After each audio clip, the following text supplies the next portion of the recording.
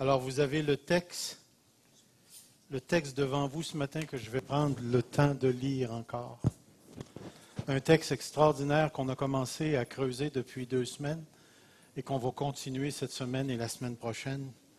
Le texte dit « Car la grâce de Dieu, source de salut, pour tous les hommes a été manifestée. Elle nous enseigne à renoncer à l'impiété et aux convoitises mondaines et à vivre dans le siècle présent selon la sagesse, la justice et la piété, en attendant la bienheureuse espérance et la manifestation de la gloire du grand Dieu et de notre Sauveur Jésus-Christ, qui s'est donné lui-même pour nous, afin de nous racheter de toute iniquité et de se faire un peuple qui lui appartienne, purifié par lui, zélé pour les bonnes œuvres. » Alors Seigneur, guide-nous ce matin encore une fois à travers ce texte pour que nous puissions en saisir la profondeur, Père éternel. Amen.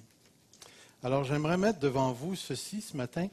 Ce que nous avons vu à venir jusqu'ici, c'est qu'il y a un lien entre la grâce manifestée, la saine doctrine et la manière de vivre, les comportements qui découlent de cette grâce-là.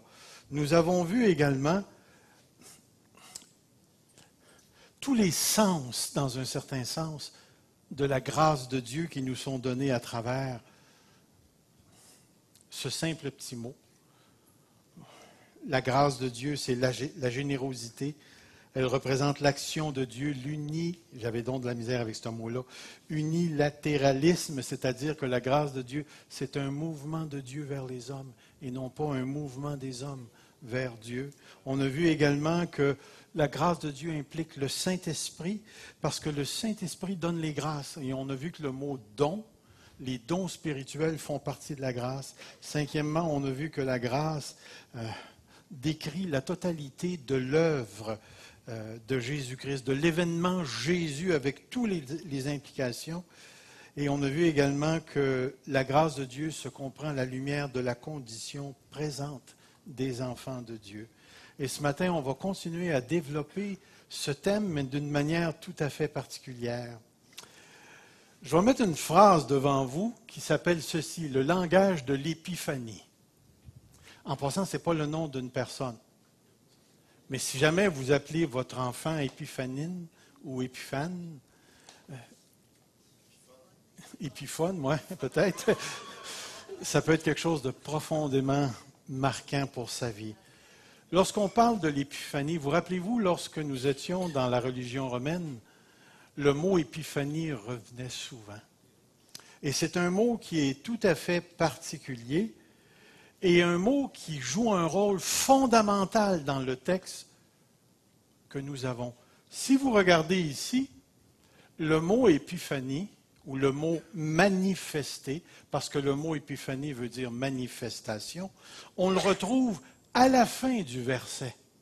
C'est intéressant, hein? Car la grâce de Dieu, source de salut pour tous les hommes, a été manifestée. Et la chose qui arrive, c'est que le français nous exige qu'il en soit ainsi. Mais lorsqu'on regarde le grec, le mot épiphanie est en premier. Il est au début de la phrase. Et si littéralement je traduisais, je dirais « a été manifesté car la grâce de Dieu, porteuse du salut, tous les hommes, tous les êtres humains. » C'est ce que le texte nous dit. Et vous savez, ce qui est intéressant avec le grec, c'est que les mots, la phrase communiquent le sens, l'intensité du sens ou les nuances qu'un auteur veut apporter en jouant avec les mots. Si moi je vous disais « verte » est la pomme que j'ai mangée hier, pourquoi est-ce que je dirais « verte » ? Puis là, vous venez dans mon contexte, puis vous réalisez que sur mon comptoir, il y a 5 pommes. Puis ils sont toutes différentes couleurs. Puis là, lorsque je dis, si jamais j'écris cette phrase-là, puis dans 2000 ans, quelqu'un lit la phrase, puis que j'ai laissé un petit peu un journal personnel, puis je dis dans mon journal, eh bien voici, il y avait 5 pommes, il y en avait 2 jaunes orange, une bleue et une verte. Puis là, je commence ma phrase en disant « Verte est la pomme que j'ai mangée ». Alors, vous allez peut-être prêcher sur la pomme bleue, la pomme jaune, la pomme ci, puis là, vous allez être capable de dire « Vous étiez sur le comptoir ». Mais quelle est la celle qui a transformé mon estomac? C'est la verte. Ce que l'apôtre Paul est en train de dire ici, il est en train de nous dire quelque chose de tout à fait extraordinaire en mettant le mot manifester au début de la phrase. Si je reprenais l'idée de la phrase, le punch que l'auteur veut mettre en évidence dans ce texte, c'est que la grâce est une épiphanie. Parce qu'en grec, le mot épiphanie veut dire manifestation. Et l'idée que Paul veut communiquer ici, c'est que depuis l'Ancien Testament, Dieu est en train de préparer le terrain. Dieu est en train de préparer le terrain. Et au fur et à mesure que les choses se mettent en place, eh bien, il va y avoir quelque chose qui va se manifester sur la trame de l'histoire. Et c'est exactement ce que le texte est en train de nous dire ici. Je vais placer devant vous des textes de l'Écriture. Épiphanie est une manifestation, une apparition, une intervention. Je vais sauter ça ici. Regardez les textes. Nous a fait connaître le mystère de sa volonté selon le bienveillant dessein qu'il avait formé en lui-même pour le mettre à exécution lorsque les temps seraient accomplis, de réunir toutes choses en Christ, celles qui sont dans les cieux et celles qui sont sur la terre. Regardez Actes 17:30. Dieu, sans tenir compte des temps d'ignorance, annonce maintenant à tous les hommes en tout lieu qu'ils aient à se repentir parce qu'il a fixé un jour. Il a fixé un jour. Et ce jour nous parle de jugement dans le texte, où Dieu va se manifester, il va s'épiphaner, il va se révéler. Un autre texte que je mets devant vous, c'est Galates, chapitre 4, le verset 3. Nous aussi, de la même manière, lorsque nous étions enfants, nous étions sous l'esclavage des rudiments du monde. Mais lorsque les temps furent accomplis, c'est comme si toute l'histoire de l'Ancien Testament se déroule, et soudainement, bang! Il y a quelque chose qui arrive qui n'était pas là, et maintenant qui se manifeste. Et ce que Dieu est en train de dire, c'est pas que la grâce de Dieu n'était pas dans l'Ancien Testament, parce que tout le système lévitique nous démontre à quel point Dieu est gracieux en pardonnant les péchés. Mais la grâce devait manifester quelque chose de tout à fait spécial à travers un événement spécial qui transportait en lui-même toutes les implications qui font que nous sommes ce que nous sommes aujourd'hui. Es-tu sauvé? Si tu es sauvé, tu as la certitude d'aller au ciel, c'est parce que, voilà plusieurs centaines d'années, il y a eu un bang! Il y a eu une manifestation que personne ne s'attendait. Personne n'attendait l'arrivée d'un Dieu incarné. Les Juifs attendaient un Messie humain, qui viendrait défaire l'armée romaine, libérer la terre promise, redonner aux Juifs l'autorité dans leur territoire. Mais ce n'est pas ce qui est arrivé dans l'histoire. Pour la simple raison que le plus grand ennemi des êtres humains n'a jamais été les Romains. Ce ne sont pas les Russes non plus. Puis ce n'est pas les Chinois.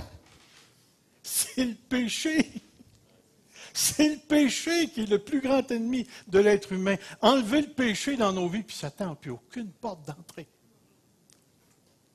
C'est le péché qui a apporté la déchéance. Et tout au long de l'Ancien Testament, on voit cette déchéance parmi le peuple juif, et on la voit encore à une plus grande échelle parmi les nations.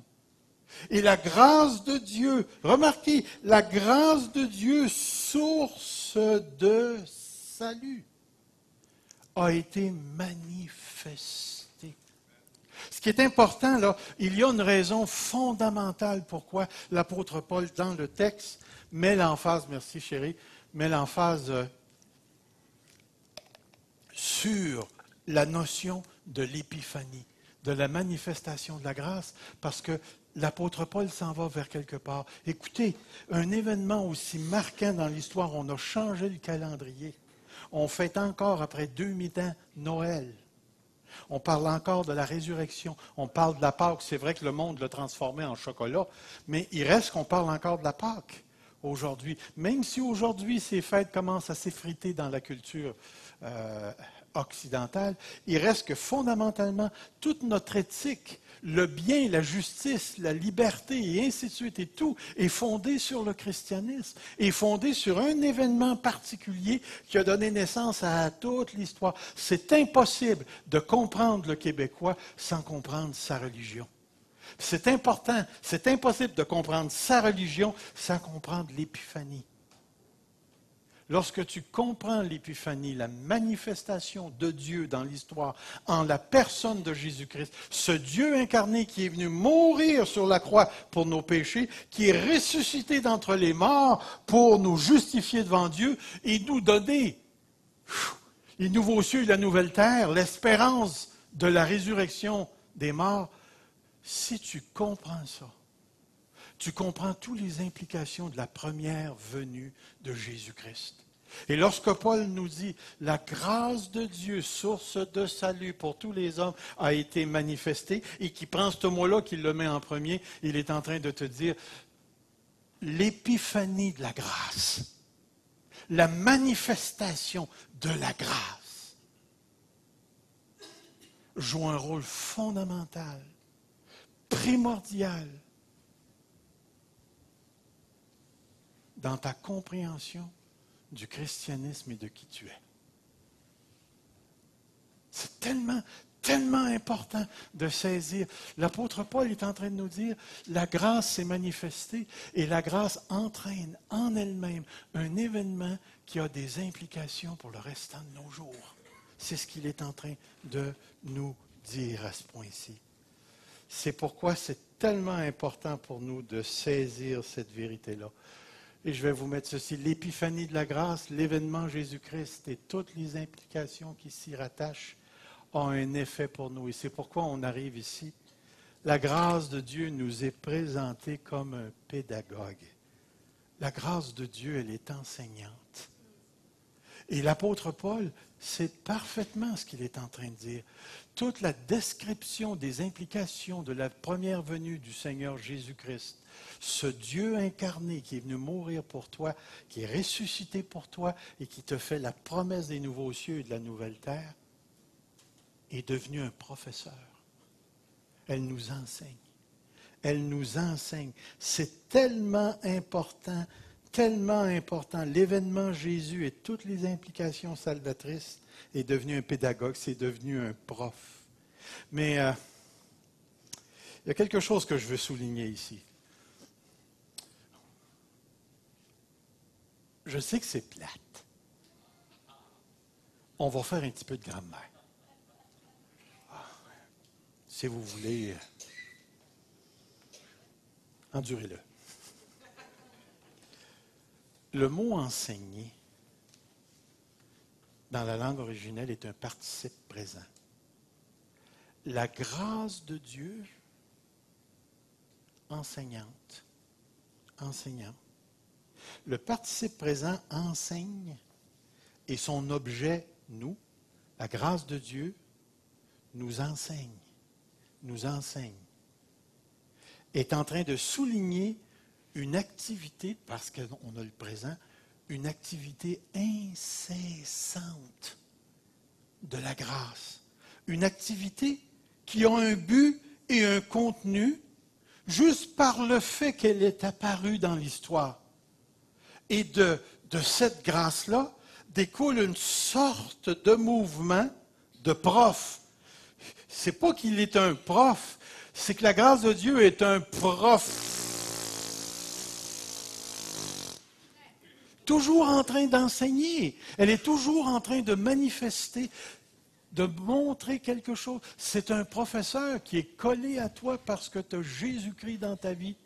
Tu l'as en dedans, tu l'as en dehors, tu l'as sur la rue, quand tu te couches, quand tu prends ta douche. La grâce de Dieu est toujours en train d'enseigner. Elle enseigne à travers ta conscience. Elle enseigne à travers ta lecture. Elle enseigne toujours en train d'enseigner. Gardez ça à la pensée. C'est la dimension éducationnelle de la grâce que l'apôtre Paul veut mettre en évidence ici. Ainsi, le participe, le mot paideo, réfère à l'instruction. Une instruction qui engendre continuellement un entraînement de la vie chrétienne. Super intéressant.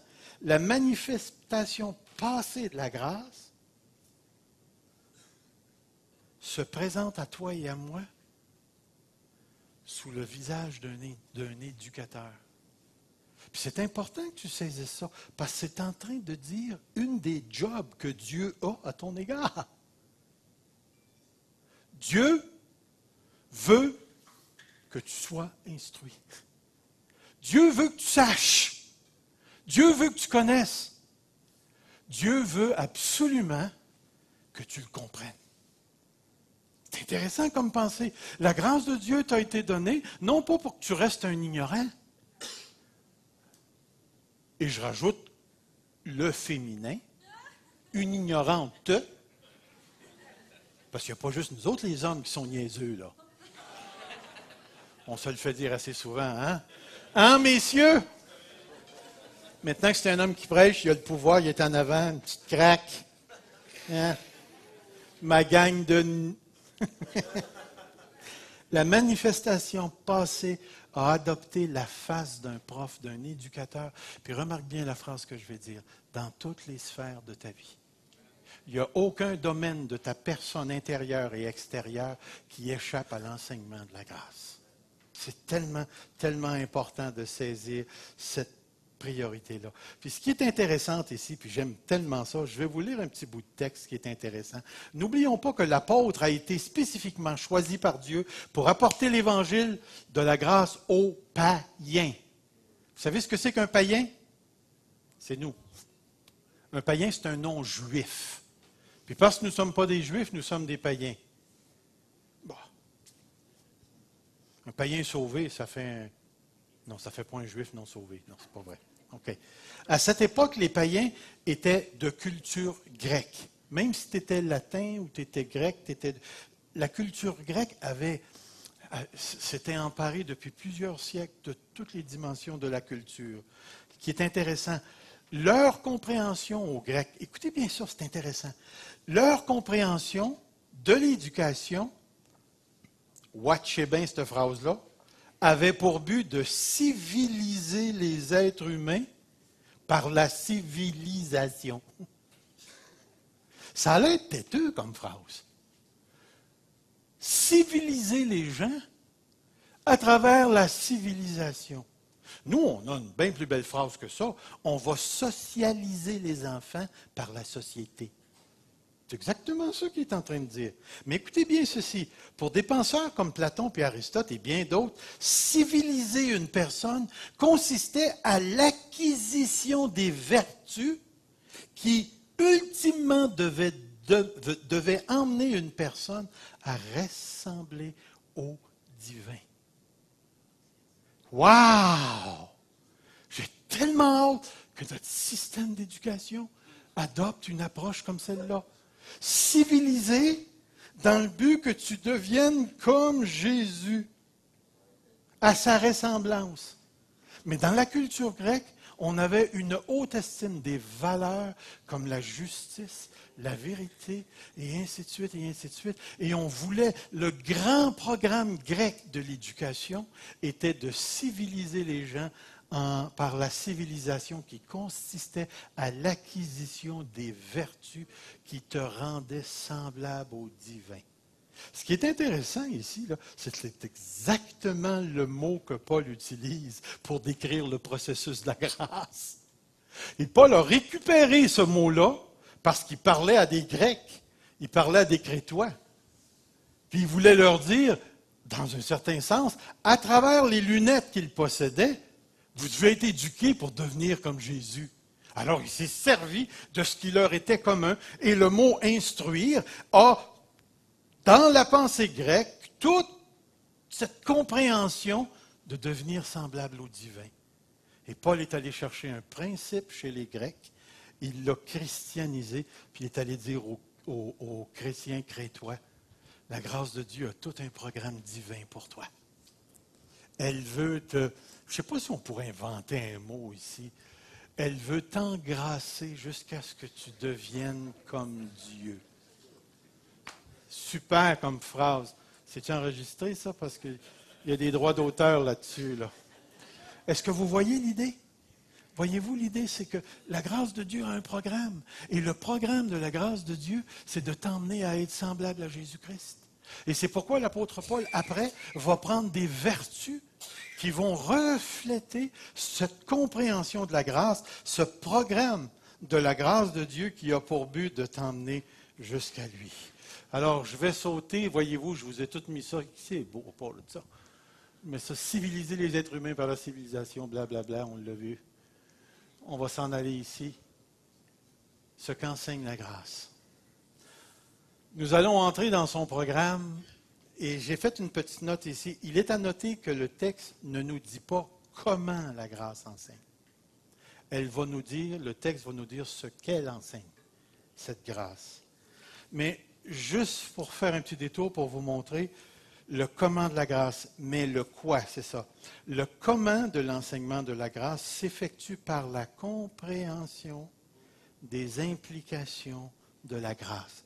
Et je voulais vous donner un certain modèle de ce que je veux dire. J'ai écrit ici un passage dans la lettre aux Romains pour vous montrer le comment. Regardez. En effet, si nous sommes devenus une même plante avec lui par la conformité à sa mort, nous serons aussi par la conformité à sa résurrection. Vous verrez, il n'y a aucun commandement ici.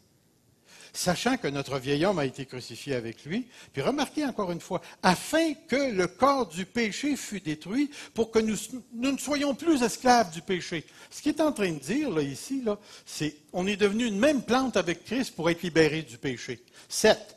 Car celui qui est mort, on sait que c'est Christ, est libre du péché. Or, nous sommes morts avec Christ. Nous croyons que nous vivrons avec lui. Sachant que Christ, ressuscité des morts, ne meurt plus, la mort n'a plus de pouvoir sur lui, car il est mort et c'est pour le péché qu'il est mort. Il est mort une fois pour toutes, il est revenu à la vie, c'est pour Dieu qu'il vit. Qu'est-ce qu'il est en train de dire? Christ est mort, tu as été uni avec lui. Christ, le péché n'a plus de pouvoir, rien de ça. Maintenant, Christ vit pour Dieu. C'est pour ça qu'il est marqué au verset 4. On a été unis, on a été baptisés dans sa mort, afin qu'on soit libérés du péché. Avez-vous regardé un commandement ici? Il n'y a aucun commandement ici. Aucun commandement. Tout ce qu'il nous décrit, c'est ce que la grâce a fait. Ce que la grâce a fait. Ce que la grâce a fait, c'est que Jésus-Christ, ton union avec lui, t'a emmené à être libéré du pouvoir du péché. Mais regardez ensuite ce qui va venir. Regardez ainsi. Vous avez le petit mot ainsi qui est très, très, très important. On n'a pas le temps de le regarder, mais il nous introduit à quelque chose. Voici les commandements. Parce que tu es uni avec Jésus-Christ, regardez-vous. Parce que tu es uni avec Jésus-Christ, regardez-vous. Voyez-vous comment la grâce enseigne? Parce que tu as vécu une expérience avec Christ, il va découler. Tu es devenu une même plante avec lui, tu es ressuscité d'entre les morts avec lui. Maintenant, tu as une nouvelle vie, tu vis pour Dieu. Voici maintenant ce que tu dois faire. Parce que tu as eu ça, voici ce que tu dois faire. C'est le comment de la grâce. C'est le comment. Regardez-vous comme mort au péché, comme vivant pour Dieu en Jésus-Christ. Verset 12, que le péché ne règne donc point dans votre corps mortel. N'obéissez pas à ces convoitises. Tous les commandements découlent du fait que tu as vécu quelque chose avec Christ. Il va dire, ne livrez pas vos membres au péché comme des instruments d'iniquité, mais donnez-vous vous-même à Dieu comme étant vivant de mort que vous étiez. Offrez vos membres comme instruments de justice. Toute l'éthique, la pratique, l'obligation découle du fait que tu as eu une expérience avec Jésus-Christ. Ça, c'est le comment de la grâce. Mais nous, ce qu'on veut entendre, c'est le quoi. Qu'est-ce que la grâce enseigne? Et on arrive ici, le premier enseignement de la grâce. Êtes-vous prêts?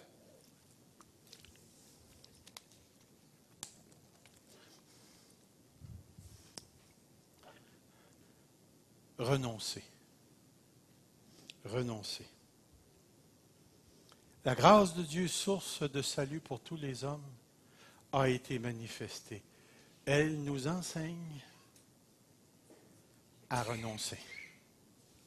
Elle nous enseigne à renoncer. Tout à l'heure, je vais vous montrer un petit schéma. J'espère que vous allez l'emmagasiner, que vous allez le brûler dans votre pensée pour qu'il reste là, que vous allez le tatouer à quelque part. Je vais vous montrer en 3-4 mots l'essence de la vie chrétienne, à cause de ce texte-là. Le mot renoncer. Je vais vous montrer un beau mot grec, arnéomai. Ça change-tu quelque chose dans votre vie? Arnéomai. Si ça ne change rien dans votre vie après avoir entendu ce qui va suivre, tu as un problème. Parce que c'est un des mots fondamentaux, c'est un des enseignements fondamentaux de la grâce. La grâce de Dieu nous enseigne à renoncer. Puis je trouve ça intéressant, parce que vous allez trouver un verbe dans le verset, puis vous allez retrouver 2 participes. Le premier participe, c'est qu'elle nous enseigne à renoncer. Nous, on l'a traduit renoncer, mais dans le grec, c'est renonçant. Le verbe, c'est elle nous enseigne à vivre. Ça, c'est le verbe principal. La grâce de Dieu nous enseigne à vivre. Comment? En renonçant. Mais ce n'est pas juste ça. Le verset continue. Il va dire, en attendant le retour du Seigneur. Maintenant, comment la grâce nous enseigne? Qu'est-ce qu'elle nous enseigne? Elle nous enseigne à vivre en renonçant, en attendant. En renonçant, en attendant. Très intéressant comme pensée chez l'apôtre Paul. Très simple, mais c'est tellement puissant. Je sais que ça ne veut rien dire pour vous autres. Mais le mot renoncer en grec, il est à la voix moyenne. Mais là, j'attendais une réaction, là. Il n'y en a pas, là. La voix moyenne, c'est ce que nous, on appelle la voix réflexive. Avez-vous déjà entendu une phrase comme j'ai mangé la pomme verte moi-même?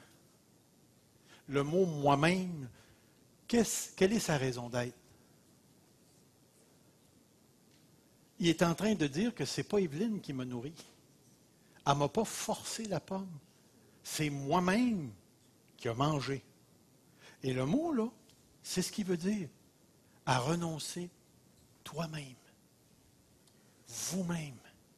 C'est un réflexif.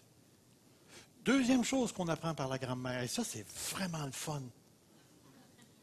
Il est à l'aoriste. Ça veut dire quoi, l'aoriste? Tu as déjà pris une photo? Clic. L'aoriste, c'est la photo. Le présent, tu prends une caméra puis tu filmes. Puis là, tu vois toute l'action se passer. La photo, clic. Tu as ta photo, tu as tout dedans. Le film, c'est que tu entends des paroles, puis là, ça se déroule. Mais c'est l'aoriste, c'est le clic. Ce qu'il est en train de dire ici, dans un certain sens, c'est que le renoncement, c'est quelque chose que tu fais. C'est un moment initial. Mais ce qui est intéressant, et c'est là, c'est de valeur que le français ne nous communique pas ça, mais c'est pour ça qu'on a des enseignants. Ce qui est le fun, là, c'est qu'il est allé, Paul, braquer le mot aoriste entre 2 présents. Ce qui veut dire que selon la langue, tu gardes cette notion initiale du renoncement. Suivez-moi bien ici, manquez pas le punch. Tu gardes le moment initial du renoncement, mais lorsque l'aoriste est pogné entre 2 présents, il acquiert l'idée aussi de continuité. C'est comme s'il dirait, là, partez!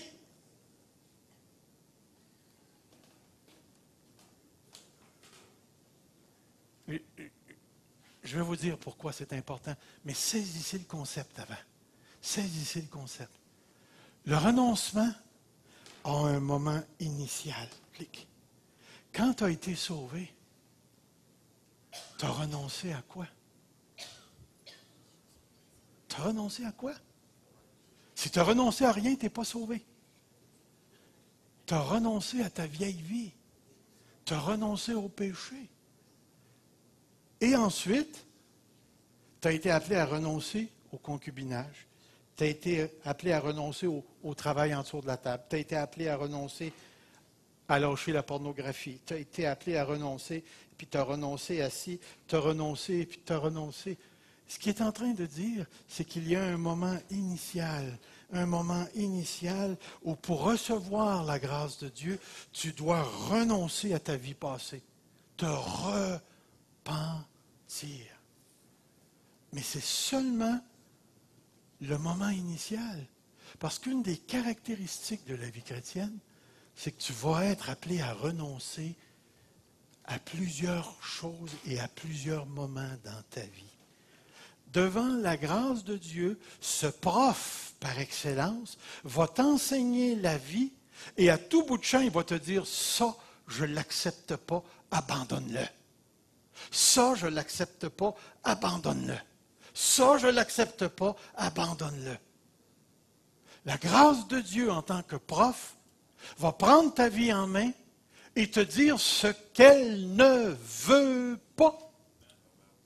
Le mot renoncer, là, veut dire non. Ou veut dire renier. Celui qui me reniera devant les hommes, je le renierai devant mon Père. Changez le mot. Celui qui renoncera à moi devant les hommes, je renoncerai à lui devant. Le mot est profondément fort ici. Et puis, lorsque je me suis mis à réfléchir sur ce concept du renoncement, j'ai réalisé à quel point ce concept-là est super important. Et je vais vous dire pourquoi. J'aimerais vraiment que, ici, là, vous ouvriez votre cœur. Vous ouvriez vos oreilles du cœur. Et je te demande, Saint-Esprit, de commencer à nous parler ici. Parce qu'un des grands fléaux de l'Église de Dieu en Occident, c'est sa permissivité. Elle se permet toute chose. Lorsque je réfléchissais à ce texte, puis que je me préparais ce matin,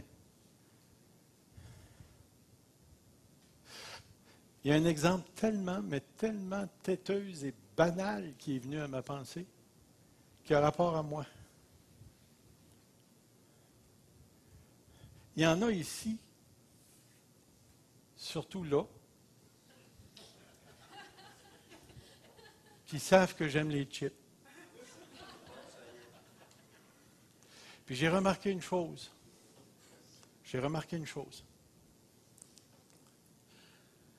Quand je décide, assis dans mon char, de ne pas acheter de chips, je ressors du dépanneur sans chips. À toutes les fois que je suis ambivalent et que le goût me vient, je ressors avec des chips, un Pepsi et une barre de chocolat. Puis je suis diabétique. Je ne devrais pas manger ça. Je le sais. Mais je n'ai pas renoncé. Je n'ai pas renoncé. Puis j'ai remarqué qu'à toutes les fois que j'avais renoncé dans le char, je ressortais avec juste les choses qu'Evelyne m'avait demandées. C'est-à-dire, ces crottes de fromage, non.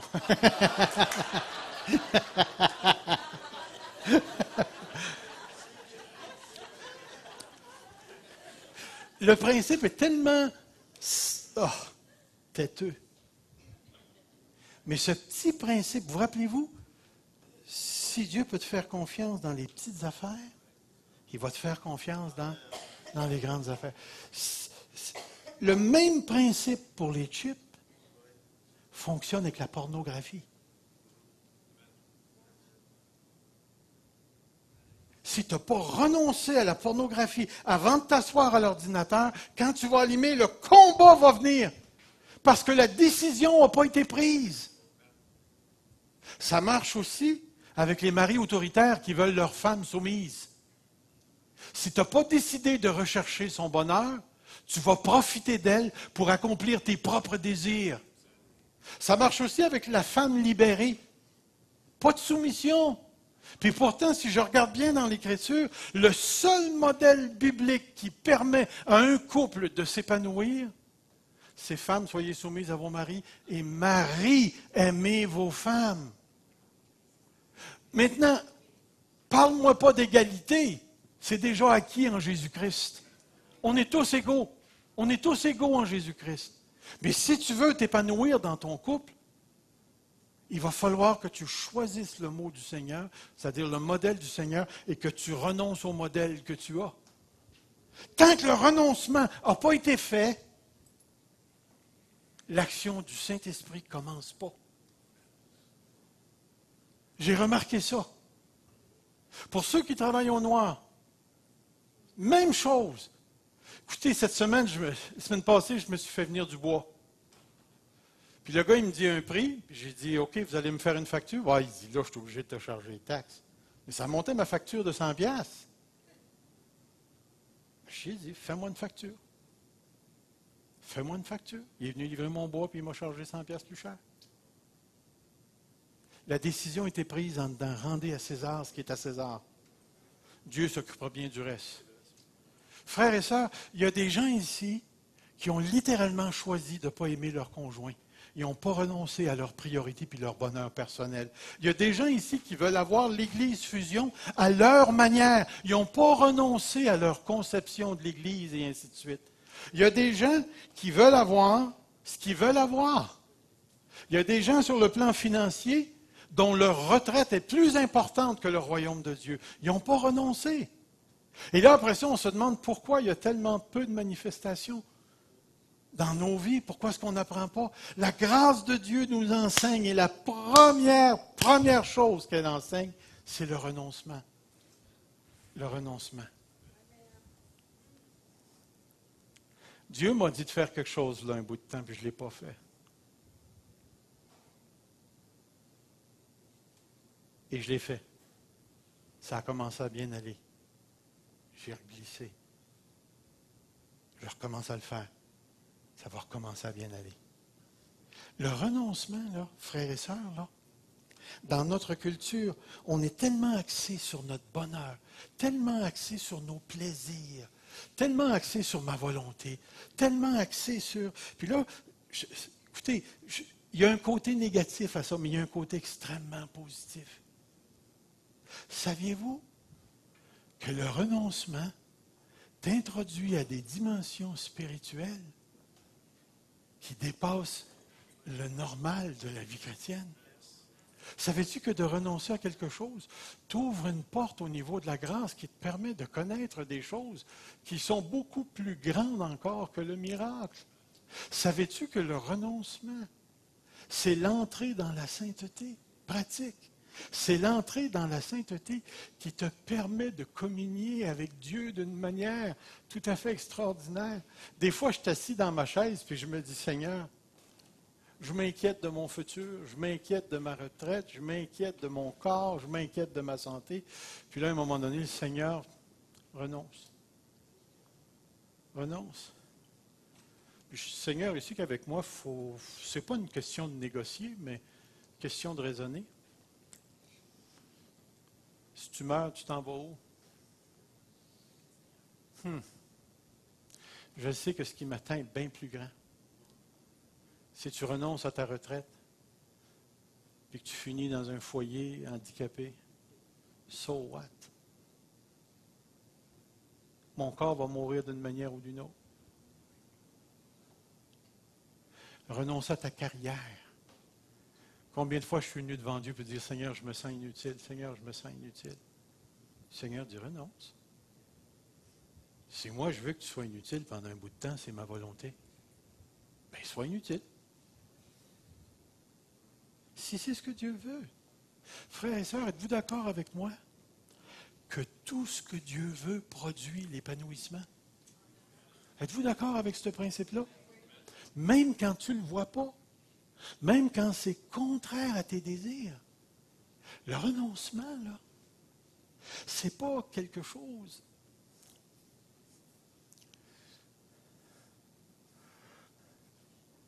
c'est vraiment pas quelque chose de négatif, c'est quelque chose d'extrêmement positif.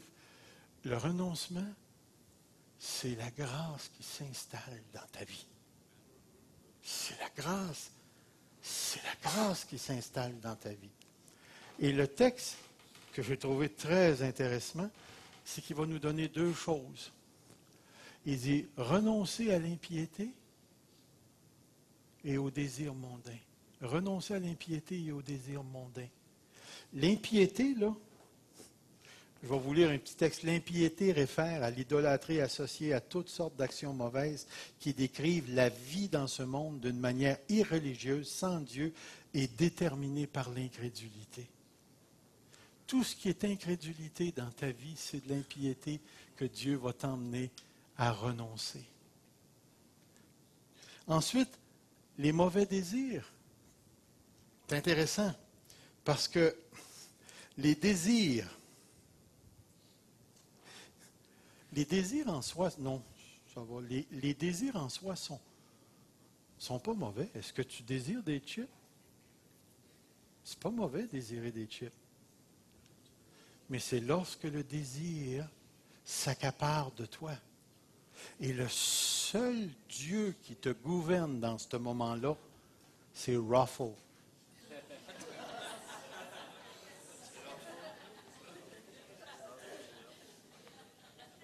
Et à ce moment-là, tout ce que tu penses, tu penses comme le monde. Tu penses comme le monde sans Dieu, à satisfaire tes propres passions. Enfin, j'emploie un exemple tellement banal là, pour que vous puissiez voir à quel point le principe fonctionne à ce niveau aussi, mais il fonctionne dans les péchés graves. Tout ce qui est impie. Le mot désir n'est pas mauvais. Mais c'est lorsqu'il est associé à quelque chose qui est en dehors de la volonté de Dieu.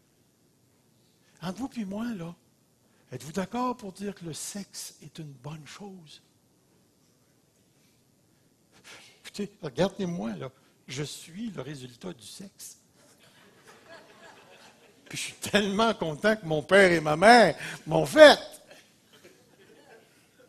C'est une très bonne chose. Mais prends le sexe, transporte-le en dehors du mariage. Et ça devient impur. Pourquoi? Parce que le grand Dieu qui contrôle tout l'univers a structuré l'univers en disant que la sexualité fonctionne à l'intérieur d'un couple monogame, c'est-à-dire non pas polygame, plusieurs, mais monogame, un homme, une femme, et aussi que ça devait être hétérosexuel, c'est-à-dire un homme et une femme. Tout ce qui sort de ce cadre-là est en contradiction avec la volonté de Dieu. Et c'est ce qui est priorisé dans notre société. Et aujourd'hui, les chrétiens sont poignés avec la pornographie. Certains, j'ai eu des cas de bestialité, d'inceste dans leur vie et de relations prémaritales. Vous ne viendrez pas me dire, oh, il faut que je rajoute l'homosexualité, j'ai eu à dealer avec ça aussi. Mais tu regardes tout ça, là, et tu dis, si seulement il renonçait pour entrer dans le cadre de Dieu, ces gens-là vivraient une harmonie, une expérience conjugale, relationnelle, épanouissante. Voyez-vous l'idée?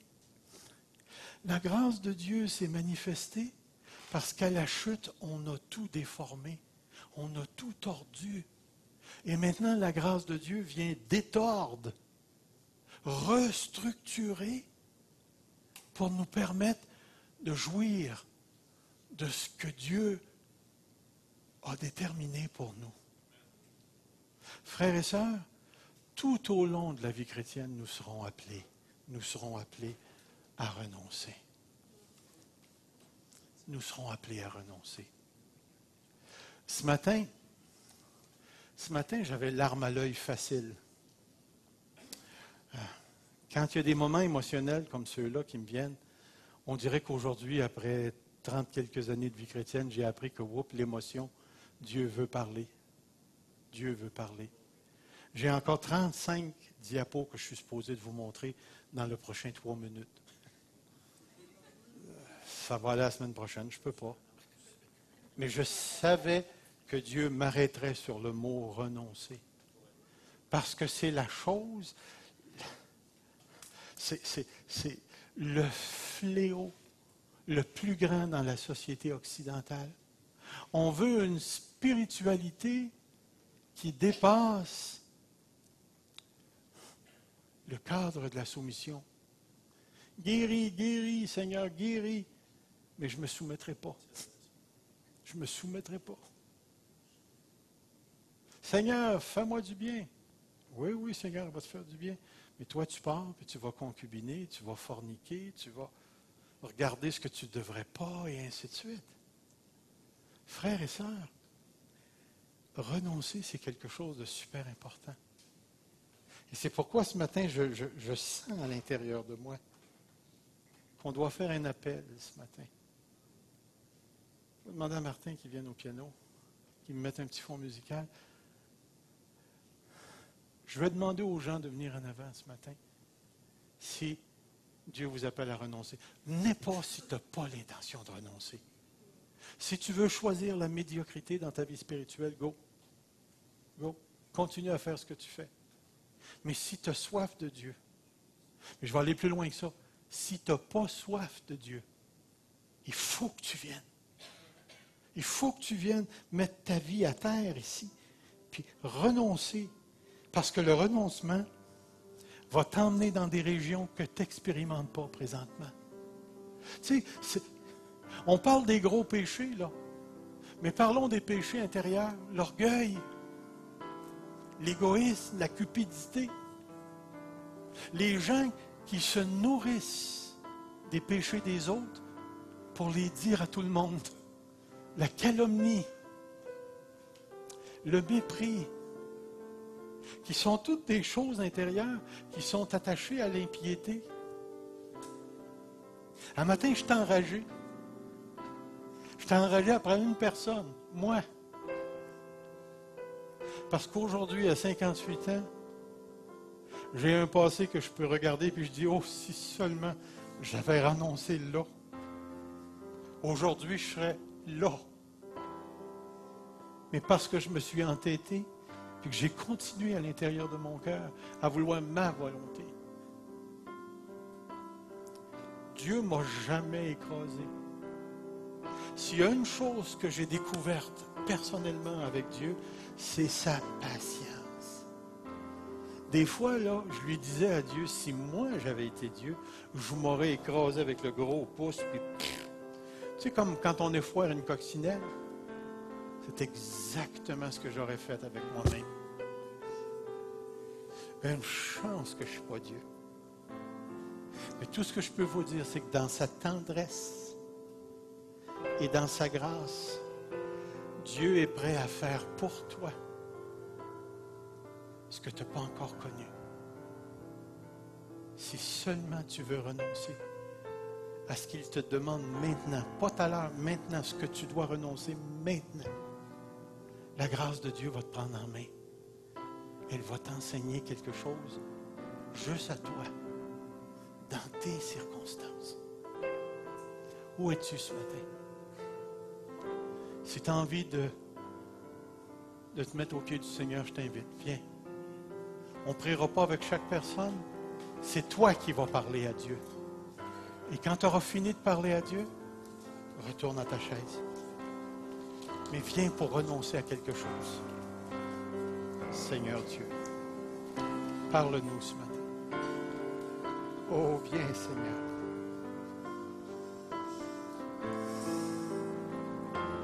Ne nous laisse pas tels que nous sommes, Seigneur. Oh, grand Dieu. Viens faire ton œuvre, oh Seigneur. Viens faire ton œuvre. Viens nous emmener à renoncer, même au ministère, s'il le faut, pour que ton ministère se fasse dans nos vies. Oh, Seigneur. Gloire à toi, Jésus. Louange à toi, Jésus. Béni sois-tu. Gloire à Jésus. Béni sois-tu. Béni sois-tu.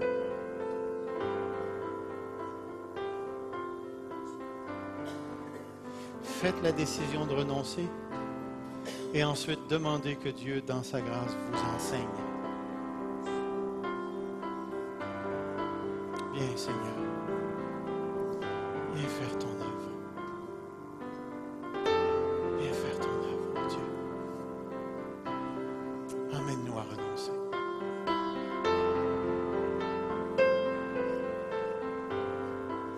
Que ton nom soit béni, Seigneur. Gloire à toi. Viens, Jésus. Tu es le roi des rois, le Seigneur des seigneurs. Guide-nous, Seigneur. Seigneur, tu vois ses frères et ses sœurs. Tu sais qui nous sommes. Et ce matin, on dépose nos fardeaux, nos péchés, nos résistances, notre orgueil à tes pieds. Et ce qu'on demande, c'est que ta grâce nous enseigne. Que ton nom soit béni, Seigneur.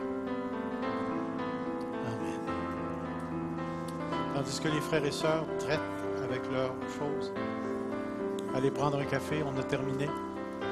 Et au fur et à mesure que les frères vont traiter, ils vont s'unir à nous autres. Que le Seigneur vous garde.